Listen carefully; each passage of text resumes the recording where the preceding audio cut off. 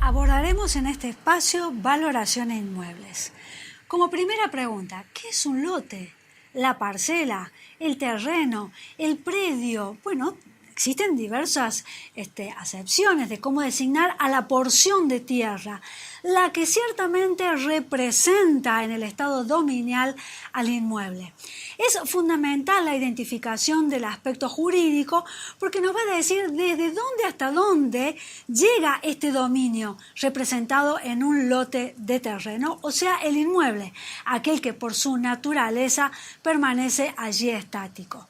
Nosotros desde el ámbito de la tasación técnicamente vamos a considerar los aspectos o factores de influencia, como es la ubicación, los factores propios del terreno y las características de orden general. De la ubicación, ciertamente nosotros hemos observado de que si hablamos de un lote urbano, la ubicación es fundamental porque el mecanismo para poder abordar la gestión es de un modo deductivo. Si nosotros de primera instancia decimos de que un lote de terreno está ubicado en un sector altamente residencial, deducimos que posee un valor económico significativo. Dependiendo la zona, se van deduciendo los valores de impacto hacia el inmueble. Las características propias del terreno implican las dimensiones, implican su forma. ¿Qué es lo que se puede generar dentro de ese espacio? ¿Cómo quedarán los espacios libres u ocupados? Pero ¿qué pasa? Hay un impacto que es fundamental en la tierra, que son de orden general y que son aquellos que provienen de las ordenanzas municipales en cuanto al factor de ocupación del suelo y del terreno. Es decir, concretamente, conforme a esa ubicación, conforme a sus dimensiones, a sus características propias, los códigos de edificación van a determinar cuál es el factor de ocupación que se debe dar en el mismo. Son aspectos que van totalmente relacionados y que a la hora de proceder a buscar los antecedentes para la evaluación deben ser tenidos en cuenta. En cuanto a los materiales que se incorporan, ciertamente unidos o se adhieren al suelo, conforman el capital inmobiliario. Sabemos de que estos materiales incorporados en la estructura, en las mejoras, deben ser de una cierta tipología, deben brindar seguridad, saber de que estos logran antigüedad con el tiempo, hay desgastes, se observan los estados de conservación, elementos que se van captando y que suman o restan al capital inmobiliario en su conjunto. Es necesario verificar dentro de las mejoras todos los aspectos de incidencia para ver si ciertamente el capital invertido está logrado en la manera correcta, correspondiendo ciertamente a la tipología de construcción. Dentro de lo que son las mejoras, sabemos que la finalidad es el uso y el beneficio que otorguen. Es necesario tener en cuenta características fundamentales como es la zonificación, la coordinación y la distribución dentro de la misma. Se tienen que dar aspectos básicos de seguridad, higiene, iluminación y ventilación natural. Los invito, estimados futuros evaluadores, a que veamos el video que complementa la información de este espacio y a continuación a realizar la actividad práctica propuesta. Hablemos un poco del proceso. ¿Cuál es el proceso? En términos generales, el proceso comienza con la entrega de antecedentes y documentos que el cliente tiene en su poder, tales como características técnicas, planos, facturas, escrituras, entre otros. Luego el tasador realiza una inspección ocular del bien con el fin de tomar datos, verificar las características, estado de conservación, fotografiar el bien y su entorno. Así como para recopilar todos los antecedentes, toda esta información es analizada y comparada con información técnica que permite emitir el informe final de tasación. Según prácticas contables, los activos fijos se registran inicialmente al costo de adquisición y en periodos posteriores se permite de manera optativa registrarlos al costo o al valor razonable, utilizando el enfoque del mercado, de costo o de ingresos de acuerdo al tipo de activo.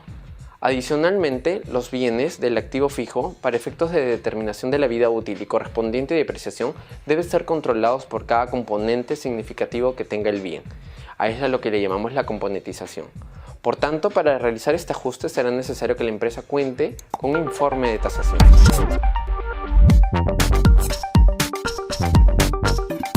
Abordaremos la evaluación de naves industriales. Ciertamente, esta tipología de edificación reviste características particulares. ¿Por qué? Porque la nave o edificio industrial se crea con una única finalidad: incursionar dentro de un proceso de depósito, de producción, de albergue, etc. Hay algo que es importante: poder revestir y observar el carácter jurídico de impacto sobre este tipo de edificación. Hoy por hoy, nosotros sabemos que existe dentro de lo que es nuestro Código Civil y Comercial los parques industriales como una novedad en los derechos reales. Entonces, tenemos que identificar ciertamente de qué se trata este inmueble al momento de identificarlo jurídicamente y comenzar el proceso de la evaluación. Entonces, si es un edificio, si es una nave industrial, si es un parque industrial, identificar cómo se indica jurídicamente. Lo cierto es de que para poder avanzar en el proceso de la identificación de este tipo de inmueble especial, que ya vamos a ver las características, es necesario tomar como base o punto de partida qué es lo que indica necesariamente que deben cumplir o tener en cuenta este tipo de propiedad. Únicamente las ordenanzas municipales son las que indican las características y las tipologías. Entonces, vamos a rescatar una serie de elementos que aquí se dilucidan, como por ejemplo factores de impacto intrínsecos, extrínsecos, materiales, techos, pisos, pero ciertamente aquí los planteamos desde un punto de vista general, empírico, para recopilar la información. Pero es necesario observar la ordenanza municipal, porque de acuerdo a la utilidad que se le tenga que dar, deben cumplir sí o sí con ciertos requisitos en la tipología y en la edificación. Esto es necesario para que ciertamente sean habilitados. Tomemos un ejemplo. Una persona comenzó construyendo un galpón en un terreno. La finalidad era que sea el albergue para vehículos destinado para su taller mecánico. Luego fue creciendo en su trabajo y le fue incorporando otro tipo de espacios cerrados, oficinas. Por allí de repente, como el trabajo era manual propio y la inversión casera, quedaban columnas en el medio o había una serie de elementos que no les interesaba, porque en realidad lo único que necesitaba era satisfacer la necesidad del albergue para el trabajo que él estaba realizando. Luego, con el tiempo, decide vender ese inmueble identificado como galpón. ¿Pero qué ocurre? Para poder uno decir esto tiene tal precio, no implica que a mayor superficie cubierta, depósitos o elementos que allí exista, implica mayor valor. Sí o sí es necesario ver qué es lo que dice la ordenanza municipal, si la construcción posee plano, es correctísima para que ciertamente pueda dar beneficios a futuro y esta inversión no sea en vano. ¿Por qué? Porque luego van a ser necesarias ciertas adaptaciones para cumplir ese proceso jurídico de habilitación. Ciertamente es un inmueble especial. Nosotros acá tenemos 10 puntos para considerar a modo de propuesta en la organización de la gestión de la evaluación de un inmueble con estas características. Insisto, son a modo de propuesta, pero la base rigurosa de la tipología tiene que salir de la ordenanza municipal y tener certeza de que lo que nosotros vamos a evaluar ciertamente dé un beneficio tras su debida habilitación.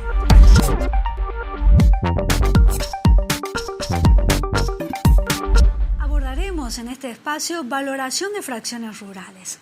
La tasación de propiedad rural reviste características particulares. Podemos decir ciertamente que el proceso de valoración es inductivo, ya que el campo vale por lo que produce en cantidad y en calidad.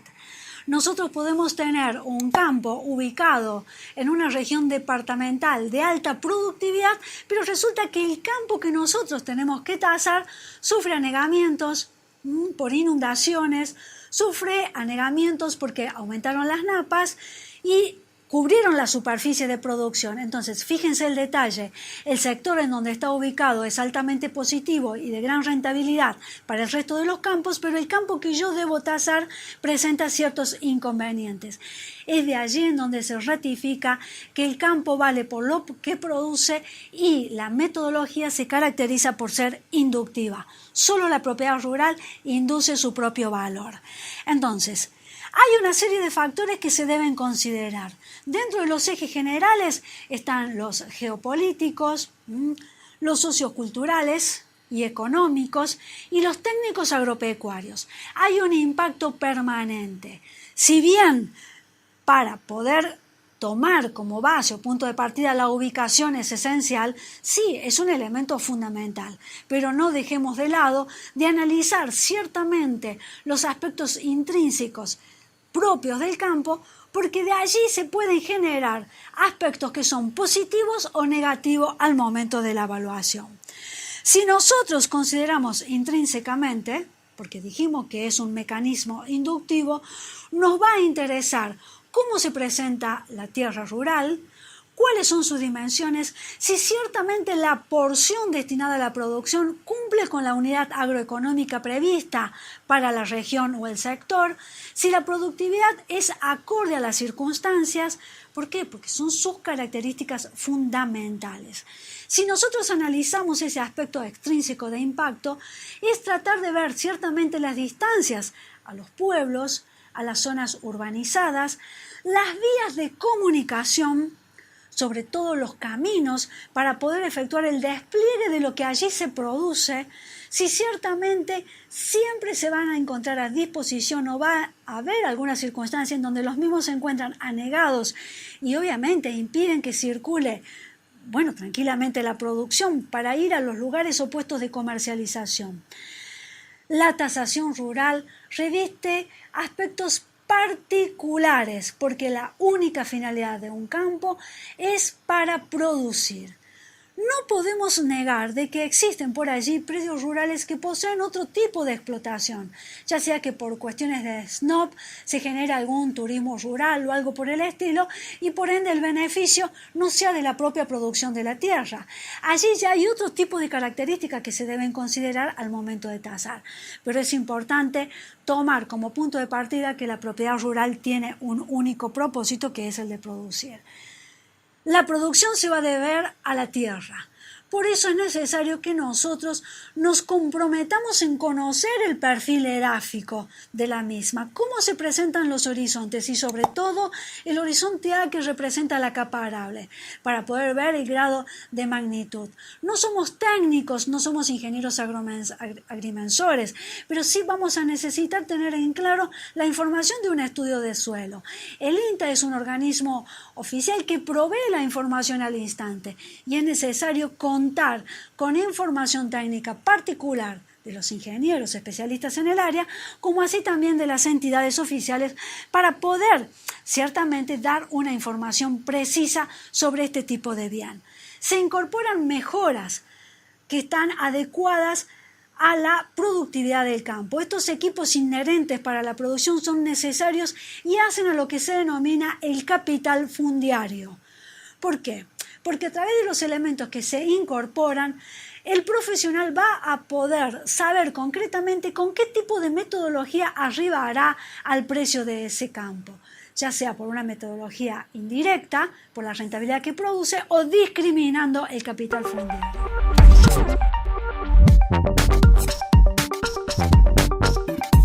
Abordaremos metodología del cálculo, destinada específicamente para la propiedad rural. Nosotros, como punto de partida, ya sabemos que la postura es inductiva. El campo vale por lo que produce en cantidad y en calidad. Ciertamente, esa es la regla o eje de la función del mismo.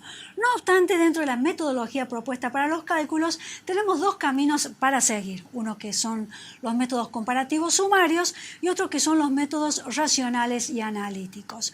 Ciertamente, nosotros vamos a buscar como primera medida medida los factores de influencia para poder tener la información precisa, tanto intrínseca como extrínseca, y de esa manera poder elegir concretamente cuál es la metodología que vamos a emplear para tasar una propiedad rural.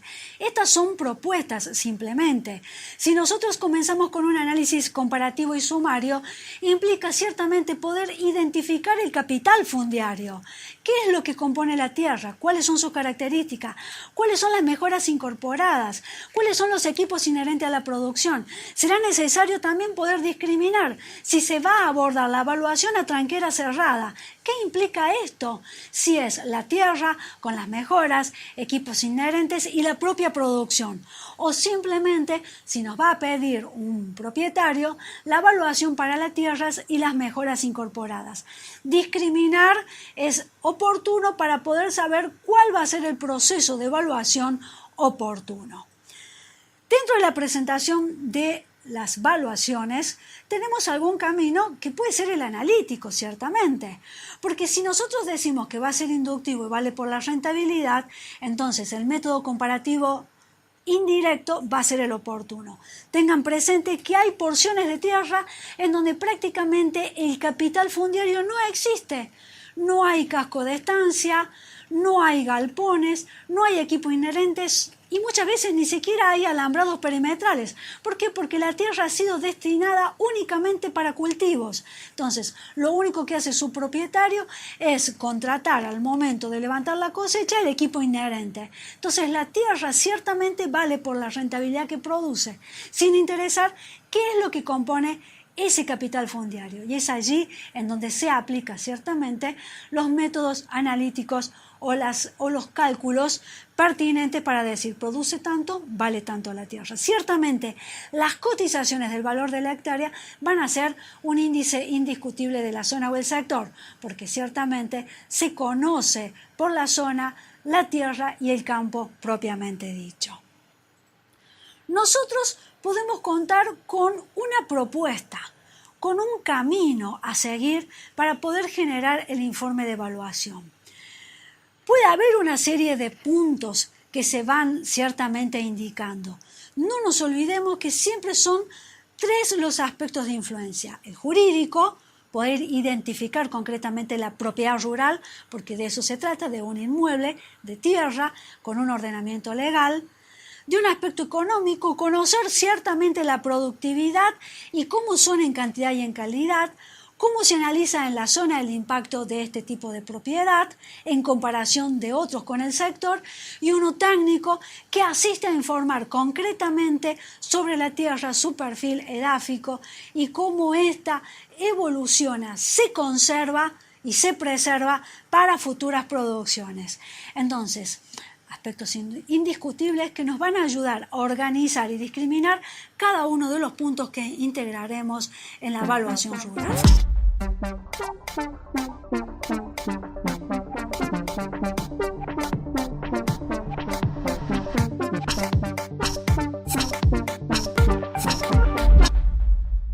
En la actividad de este módulo, se busca que puedas identificar los pasos a seguir para una correcta determinación de los factores más importantes al momento de evaluar una nave industrial.